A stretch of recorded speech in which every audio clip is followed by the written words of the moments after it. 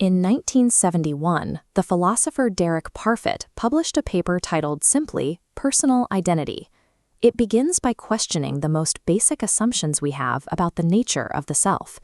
His first target is the assumption that questions of identity must have a definitive binary answer.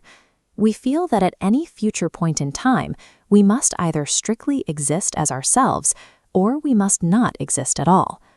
The second target is the belief that survival and moral responsibility depend entirely on identity.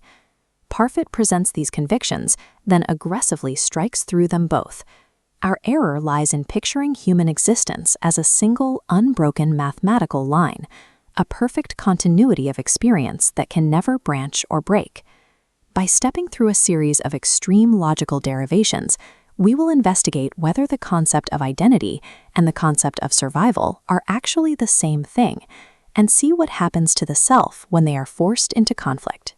Parfit tests our intuition using a surgical thought experiment. Imagine your brain is bisected, with each half removed and transplanted into two separate bodies. In this scenario, both resulting people possess your exact character and memories. Psychologically, both appear to be you. If both individuals are psychologically continuous with the original person, what happens to the original you? Parfit identifies three possible answers. 1. You do not survive. 2. You survive as only one of them. Or 3. You survive as both. To find a rational answer, we must test each possibility against the laws of logic. We start with the first option, that the operation results in your death. Parfit rejects this, pointing out that the surgery is, in fact, a double success. Medical reality shows humans can survive with half their brain destroyed. If a single half-brain transplant is survival, then 2 transplants cannot logically result in failure to survive. A double success is not death. We can eliminate the first option. Next, we test the second option, that you survive as only one of the resulting people. This presents a problem of symmetry. Since both halves of the brain are identical, and both resulting people have the same continuity of memory, there is no non-arbitrary reason to choose. We cannot crown one the true identity and the other a mere copy without being intellectually dishonest. We must move to the final possibility. Option 3 suggests that you survive as both people. Logic dictates that identity is an absolute one-to-one relation. This is the law of transitivity. If A equals B and A equals C, then B must equal C.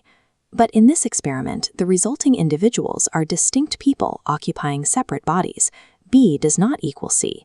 Because the 2 resulting people are not the same person, the entire equation of absolute identity collapses.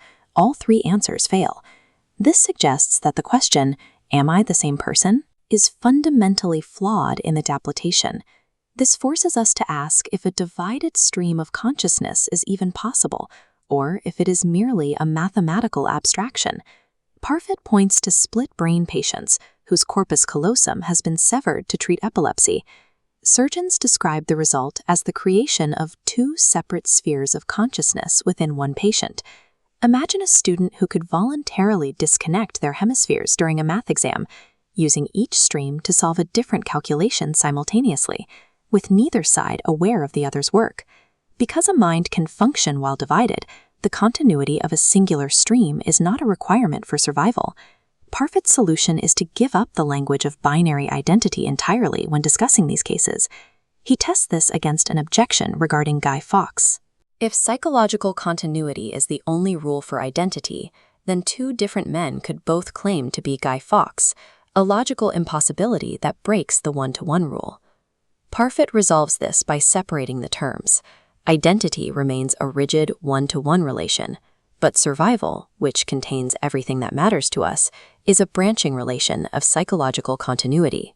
A person's mental history follows the path of a branching river rather than a rigid canal.